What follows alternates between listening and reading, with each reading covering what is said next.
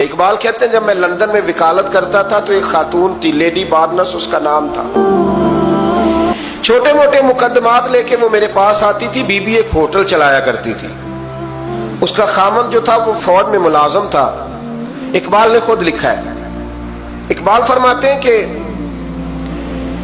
ایک دن وہ خاتون پھر کسی کیس کے سلسلے میں میرے پاس آئی. تو جب وہ آئی تو اس نے نقاب اوڑھا ہوا تھا، برقع کیا ہوا تھا. تو چونکہ اس نے نقاب اوڑھا تھا، مسلمانوں کی نشانی تھی. نقاب اوڑھنا کن کی نشانی ہے؟ اللہ آپ کو خوش رکھے. تو کہتے وہ نشانی چونکہ اہل اسلام کی تھی تو مجھے تجسس ہوا. میں نے کہا لیڈی خیریت ہے؟ میم صاحب بھائی یہ برقع پہنا ہوا ہے. تو کہتے نہیں، ہنس کے اقبال مجھے پکا یقین تھا کہ آپ ضرور پوچھیں گے. تو میں نے کہا اچھا تو یہ برقع؟ تو کہنے لگی الحمدللہ میں مسلمان ہو گئی. تو میں نے فوراً کہا کہ آپ کا شوہر تو فوج میں ملازم ہے، فوجی کے لیے بدلنا اور پھر ملکی قانون اور یہ چیزیں. تو کہنے لگی اس نے مجھے کیا کہنا تھا، وہ خود کلمہ پڑھ گیا. تو کہتی ہیں میں اور متجسس ہوا. وہ کیس کی بات کرتی تو میرا تجسس بڑھ گیا. میں نے کہا تو کیس چھوڑ کے بتا کلمہ کیسے پڑھا. تو کہنے لگی اقبال اصل بات یہ ہے کہ میں نا بے اولاد تھی، خاوند بھی بڑے اچھے پیسے کماتا، میں خود بھی ہوٹل چلاتی، پر ڈپریشن اور ٹینشن اور بلا وجہ کی پریشانیاں جان نہیں چھوڑ. یہ ٹینشن اور ڈپریشن کا نا مجھے عربی ترجمہ کوئی نہیں ملا.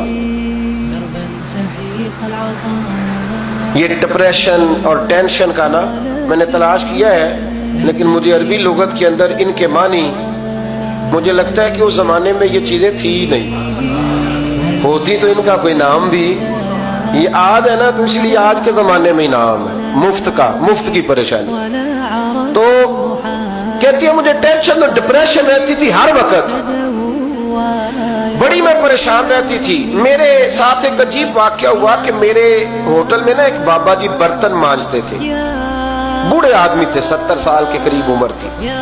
ان کا ایک بیٹا تھا، ایک بہو تھی، ایک پوتا تھا، لیکن وہ بیچارے بیٹا بیمار رہتا تھا تو لہذا وہ خود مزدوری کرتے.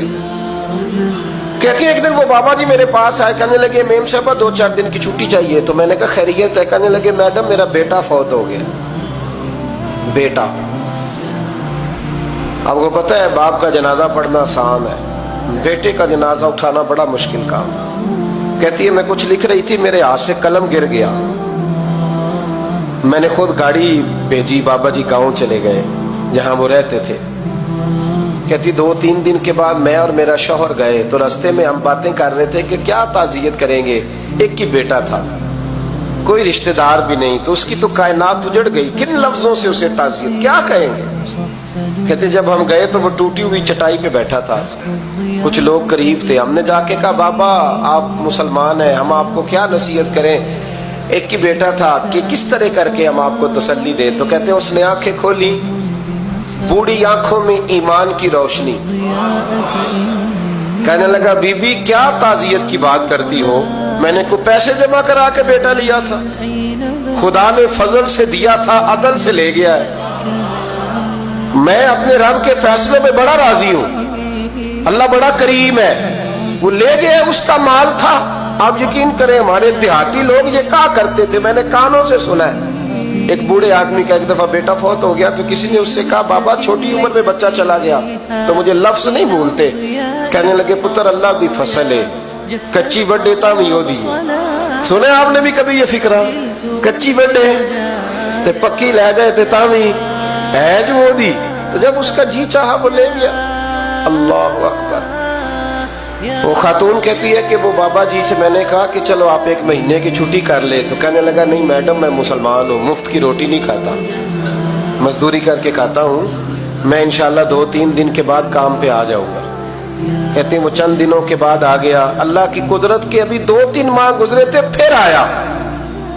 میڈم چھٹی چاہیے کچھ دنوں کی. میں نے کہا خیریت ہے؟ کہنے لگے وہ میری بہو بھی ہارٹ اٹیک سے فوت ہو گئی.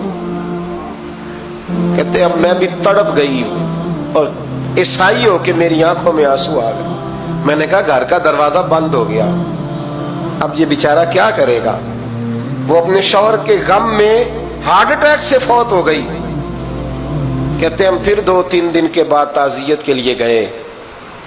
پھر ٹوٹی ہوئی چٹائی، بوڑھا نہ اپنی انگلیوں سے زمین پر کچھ بنا رہا. कहती है करीब गई और मैंने जाके कहा बाबा अब तो तसल्ली आपने खुद ही करनी है, जो निजाम था वो तो हो गया। तो कहते हैं फिर उसने आंखें खोली, आसमान की तरफ देखा तो कहने लगा बेटी कोई परेशानी नहीं, मेरा बेटा बगैर शादी के भी तो फौत हो ही सकता था ना, बस मेरे मालिक ने जब चाहा जैसे चाह हुआ। मैं इंशाल्लाह 2-4 दिन के बाद काम पे आऊंगा। ये मेरा 3-4-5 साल का पोता है, अभी स्कूल दाखिल हुआ है, मैं साथ ले आऊंगा, वहां मेरे साथ ऊपर क्वार्टर में जहां मैं रहता हूं ये भी रहेगा। कहती है मैं सख्ते में आ गई उसकी कैफियत देख के, वो पोते को साथ ले आया। कभी कभी मैं देखती छत पे खड़े होके कि दादा घोड़ा बना हुआ है और पोता सवारी कर रहा है। वो सवेरे उठता उसको स्कूल छोड़ के आता, शाम को लेके आता, प्यार करता, मोहब्बत करता। तीसरी मंजिल पर हमने एक क्वार्टर दिया हुआ था, वहां दादा पोता रहते। अल्लाह तू बड़ा बेनियाज है। कहती है इकबाल एक दिन ना पोता ऊपर वाली मंजिल पे खेल रहा था, उसका पैर फिसला, वो गर्दन के बल जमीन पे गिरा। मुझे खबर हुई तो मैं दौड़ी, एम्बुलेंस मंगाई। खून से लिथड़े हुए उस बच्चे को दादे ने अपनी गोद में रखा और जब हम अस्पताल की तरफ गए तो हॉस्पिटल बाद में आया, जनाबे इजराइल पहले आ गए और कहते हैं वो गोद में दम तोड़ गया। फिर दादे ने उसे अपने हाथों से गुस्ल दिया, फिर उसने अपने बूढ़े हाथों से कब्र खोदी और फिर मिट्टी डाल के कहने लगा इन्ना लिल्लाहि व इन्ना इलैहि राजिऊन। जे सोना ही मेरे दुख विच राजी, जे सोना ही मेरे दुख विच राजी। फिर सुख नु चुल्ले डावा। कहते वो मिट्टी डाली उसने और जब वो वापस पलटा तो मैं बाजू से थाम के होटल करीब लाई और मैंने उसके करीब कहा कि बाबा तू टूट गया है, तू बिखर गया है। मुझे महसूस होता है कि अब ना तेरी रातें और तेरी सुबहें और तेरी शामें गमों में गुजरेंगी। तो कहते हैं यूं उसने हाथ रखे और यूं आंसू छटक दिए। कहने लगा मैडम क्यों क्यों, मेरे अंदर कोई अकीदा नहीं, मैं कोई लवारस हूं, मेरा कोई रब नहीं, मैं क्यों परेशान रहूंगा, मैं तो पका हुआ फालू। थोड़े दिन गुजरेंगे कब्र में जाऊंगा और जब जन्नत में जाऊंगा तो अल्लाह मेरी बेटे से भी मुलाकात कराएगा, मेरे पोते से भी मुलाकात कराएगा, मेरा रब सारी मुलाकातें करा देगा। मैं अपने अल्लाह की रजा पे बड़ा राजी हूं। वो खातून कहती है मेरा और मेरे शौहर का कलेजा फटने लगा। मैंने कहा बाबा ये जज्बा कहां से मिलता है, ये सुकून कहां से आता है, ये कैफियत कैसे मिलती है। मुझे कहने लगा तूने लेनी है। मैंने कहा तो कहने लगा तू भी गुंबद खजरा वाले नबी का कलमा पढ़ जा, तू भी रसूलुल्लाह का कलमा पढ़ जा।